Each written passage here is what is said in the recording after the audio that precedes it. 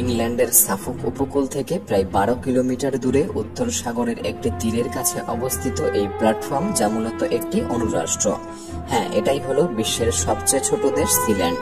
আনুষ্ঠানিকভাবে এটি principality of Sealand নামেও পরিচিত। মনে করা হয় এই সিল্যান্ডের ইতিহাস দ্বিতীয় বিশ্বযুদ্ধের সময়কার, বিশেষত 1943 সালের। আজ এই দেশের বাসিন্দারা একটি অদ্ভুত উপায়ে এখানে বসবাস করছে। জানা যায় এরা নিজেদেরকে একটি সার্বভৌম রাষ্ট্রের মানুষ মনে করে, তাই এরা তৈরি করেছে নিজেদের আইন, নিজেদের মুদ্রা, এমনকি একটি কারাগারও। এবং এরা তৈরি করেছে অভিবাসন নীতি, মানে এখানে যেতে হলে আপনার অবশ্যই ভ্যালিড পাসপোর্ট এবং ভিসা থাকতে হবে। আসুন আজকের ভিডিওতে আমরা এই সিল্যান্ডের ইতিহাস, বর্তমান এবং ভবিষ্যৎ আলোচনা করব।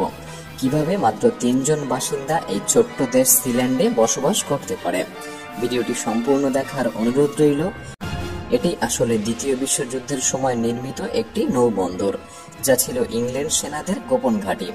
গোটা বিশ্ব যখন দ্বিতীয় বিশ্বযুদ্ধের আগুনে জ্বলছিল, তখন সমকালীন সময়ের ব্রিটিশ সরকার আশঙ্কা করে যে যখন তখন জার্মান সেনারা ইংল্যান্ড আক্রমণ করতে পারে। তাই পরিস্থিতি কন্ট্রোল ও নজরদারি করতে ব্রিটিশ সেনাবাহিনী ইংল্যান্ডের উপকূলভাগে এই সমুদ্র দুর্গ তৈরি করার পরিকল্পনা করে। এরপর উপকূল থেকে 10 কিলোমিটার দূরে তৈরি করা হয় এই মাউন্টসেল সি ফোর্ট। এখান থেকে শত্রু যুদ্ধ জাহাজগুলির উপর নজরদারি করা যেত এবং প্রয়োজন পড়লে যুদ্ধ জাহাজগুলিতে আক্রমণও চালানো যেত।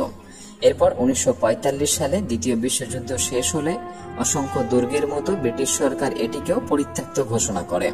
এর প্রায় 22 বছর পর 1967 সালের 2রা সেপ্টেম্বর ব্রিটিশ নাগরিক পেডি রয় বেটস এবং তার পরিবার দ্বারা এই জায়গাটিকে দখল করা হয়। তারা এটিকে একটি স্বাধীন অণুরাষ্ট্র হিসেবে ঘোষণা দেন, কিন্তু পৃথিবীর কোনো দেশই তখন তাদেরকে স্বাধীন রাষ্ট্র হিসেবে স্বীকৃতি দেয়নি।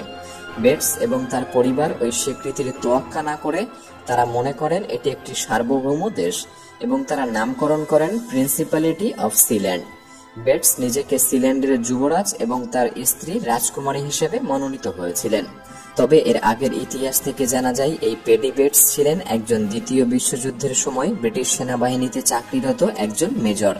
তিনি ইতালীয় অভিযানে মন্টে ক্যাসিনোর যুদ্ধেও ছিলেন এবং তিনি 1941 সালে গঠন হওয়া 8th আর্মি বাহিনীর সাথে নিযুক্ত ছিলেন। এরপর তিনি পেশা পরিবর্তন করে মৎস্য শিকারী হন এবং তারও কিছু বছর পরে তিনি একটি বেআইনি জলদস্যু রেডিও স্টেশন পেশায় যুক্ত হয়েছিলেন, যারা কিনা জলদস্যুদের রেডিও সম্প্রচারের মাধ্যমে বিনোদন প্রদান করত। যেহেতু কাজটি ছিল বেআইনি, তাই মার্কিন যুক্তরাষ্ট্র সরকার এই রেডিও স্টেশনের পারমিশন দেয়নি। তাই তিনি এই সিল্যান্ডকে একটি উপযুক্ত জায়গা হিসেবে মনে করেছিলেন, কারণ এটি ছিল ইন্টারন্যাশনাল ওয়াটারে অবস্থিত। 1965 থেকে 1966 সাল পর্যন্ত এই রেডিও এক্সেস 24 ঘন্টা বিনোদন প্রদানকারী প্রথম জলদস্যু রেডিও স্টেশন হয়ে ওঠে। এরপর তাকে অবৈধ সম্প্রচারের জন্য 100 পাউন্ড জরিমানা করা হয় এবং অপর্যাপ্ত তহবিলের কারণে 1966 সালে এই রেডিও স্টেশন চিরকালের জন্য বন্ধ হয়ে যায়। এরপর তিনি ভাবলেন তাহলে এই দাবিহীন ইন্টারন্যাশনাল জলে অবস্থিত জমিকে একটি সার্বভৌম দেশে পরিণত করা যাক। তিনি টেরানুলিয়াস আইনি নীতির উপর ভিত্তি করে এই দাবিহীন জমিকে একটি নতুন অঞ্চল হিসেবে ঘোষণা করেন এবং নামকরণ করেন প্রিন্সিপ্যালিটি অফ সিল্যান্ড। যদিও ব্রিটিশ সরকার সিল্যান্ডের স্বাধীনতাকে কোনোদিনই স্বীকৃতি দেয়নি। বছরের পর বছর ধরে সিল্যান্ড তার সার্বভৌমত্বের জন্য বিভিন্ন চ্যালেঞ্জের সম্মুখীন হয়েছে। 1978 সালে জার্মানের একটি দল সিল্যান্ড দখল করার চেষ্টা করেছিল, কিন্তু তারা সফলভাবে বেটস এবং তার সহযোগীদের দ্বারা বিতাড়িত হয়েছিল। এবং 1997 সালে মার্কিন যুক্তরাষ্ট্র তার আঞ্চলিক জলসীমা 3 থেকে 12 নটিক্যাল মাইল পর্যন্ত বিস্তারিত করেছিল, যার এখতিয়ারের মধ্যে সিল্যান্ডকে অন্তর্ভুক্ত করা এটাই ছিল মার্কিনদের ষড়যন্ত্র। তবে এত বড় সমস্যার পরেও সিল্যান্ড তার স্বঘোষিত স্বাধীনতা বজায় রেখেছিল। এছাড়াও সিল্যান্ডে একবার আগুন লেগেছিল। সময়টি ছিল 2006 সালের 23 জুন। বৈদ্যুতিক শর্ট সার্কিট থেকে এই আগুন লাগে।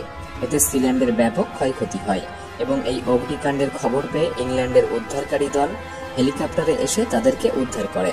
পরবর্তীতে সিল্যান্ডকে মেরামত করা হয় 2006 সালে এবং তারা আবার সিল্যান্ডে ফিরে যান। সিল্যান্ড নামের এই ক্ষুদ্রতম দেশটির মোট আয়তন 550 বর্গমিটার।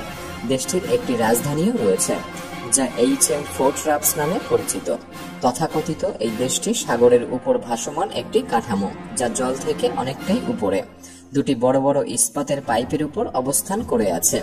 এই দেশটিতে কোনো মাটি নেই, পুরোটাই ইস্পাত। এই দেশটিতে যেতে হলে ইংল্যান্ডের উপকূল থেকে 10 কিলোমিটার সাগরের গভীরে যেতে হবে। দেশটিতে একটি মাত্র ঘর চোখে পড়ে এবং সেটাই হলো এই দেশের রাজপ্রাসাদ। রাজপ্রাসাদের উপর দেশটির পতাকা উঠতেও দেখা যায় এবং দুটি ইস্পাতের পাইপের মধ্যে তারা মোট 7টি বেডরুম তৈরি করেছে, যে বেডরুমের মধ্যে থেকে বাইরের জলের শব্দ শোনা যায়। এছাড়াও এর মধ্যে kitchen, living room, bathroom, gymkhana তৈরি করা হয়েছে। শুধু তাই নয়, এখানে একটি কারাগারও তৈরি করা হয়েছে। বৈদ্যুতিক ব্যবস্থার জন্য এরা নির্ভর করে বাতাস এবং সোলার এনার্জির উপর। দেশটির নিজস্ব পতাকা, জাতীয় সঙ্গীত, মুদ্রা যেমন সিল্যান্ড ডলারও রয়েছে এবং এমনকি নাগরিকদের পাসপোর্ট প্রদান করা হয়েছে। আপনি যদি এখানে যেতে চান, অবশ্যই আপনার ভ্যালিড পাসপোর্ট এবং ভিসার প্রয়োজন হবে। এই সমস্ত কিছু সব তাদের নিজস্ব তৈরি। এছাড়াও সিল্যান্ডের নিজস্ব সংবিধান ও আইনি ব্যবস্থা রয়েছে। সিল্যান্ডের আইনি ব্যবস্থা সিল্যান্ড বেটস পরিবার দ্বারাই পরিচালিত হয়। তারা সিল্যান্ডের বংশগত রাজকীয় শাসক, আর যদি কেউ তাদের আইনকে লঙ্ঘন করে তার জন্য আইনি ব্যবস্থা রয়েছে। 2012 সালে পেডি রয় বেটস 91 বছরে মারা যাওয়ার পর বংশানুক্রমিকভাবে এই দেশটির ভার তার পুত্র মাইকেল বেটস গ্রহণ করেছিলেন। বর্তমানে সিল্যান্ড বিভিন্ন মুদ্রা, ডাকটিকিট মুদ্রণ এবং উপকূলে ইন্টারনেট হোস্টিং সুবিধা প্রতিষ্ঠা বা ডেটা হ্যাভেন সহ বেশ কয়েকটি বাণিজ্যিক ব্যবসায় নিযুক্ত রয়েছে। এছাড়াও মাইক্রোনেশন হিসাবে এই সিল্যান্ড সারা বিশ্বের মানুষের মনোযোগ এবং একটি পর্যটক আকর্ষণ হয়ে উঠেছে। এর আকর্ষণীয় ইতিহাস যা মাইক্রোন্যাশনাল পরীক্ষায় আগ্রহী দর্শকদের আকর্ষণ করেছে, ফলে তাদের অর্থের বৃদ্ধি করছে। তারা বিশ্বাস করে মার্কিন যুক্তরাষ্ট্র একদিন তাদেরকে খুঁজে নেবে এবং একটি স্বঘোষিত স্বাধীন রাষ্ট্রের স্বীকৃতি দেবে, যেহেতু তাদেরকে মার্কিন সরকার এখনো স্বীকৃতি দেয়নি। তবে বর্তমানে এগুলি নিয়ে তারা খুব বেশি পরোয়া করে না। তারা চায় সিল্যান্ডকে আরো বড় বানাতে। তারা তাদের মুদ্রাকে ডিজিটালাইজেশনের চিন্তা ভাবনা করছে এবং তারা পরিকল্পনা করছে ডিজিটাল সিটিজেনশিপের। তার মানে হলো যে কোনো দেশের যে কোনো ব্যক্তি ডিজিটালি সিল্যান্ডের বাসিন্দা হতে পারবেন। তারা বিশ্বাস করেন এটি শুধুমাত্র একটি দেশ নয়, এটি বহু মানুষের ইন্সপিরেশন। জীবনের সাকসেস হওয়ার মতো ইচ্ছা এবং শক্তি যদি আপনার মধ্যে থাকে, তাহলে কোনো কিছুই অসম্ভব নয়। চাইলে আপনি একটি নতুন দেশও গঠন করতে পারেন।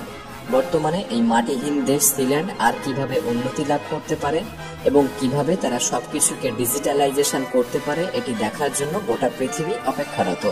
আপনি এই দেশ সিল্যান্ড সম্পর্কে কি মনে করেন? কমেন্ট বক্সে আপনার মূল্যবান মতামত আমাদেরকে জানান। ভিডিওটি ভালো লাগলে একটি লাইক করতে পারেন। তাহলে দেখা হচ্ছে পরবর্তী নতুন একটি এপিসোডে। ধন্যবাদ।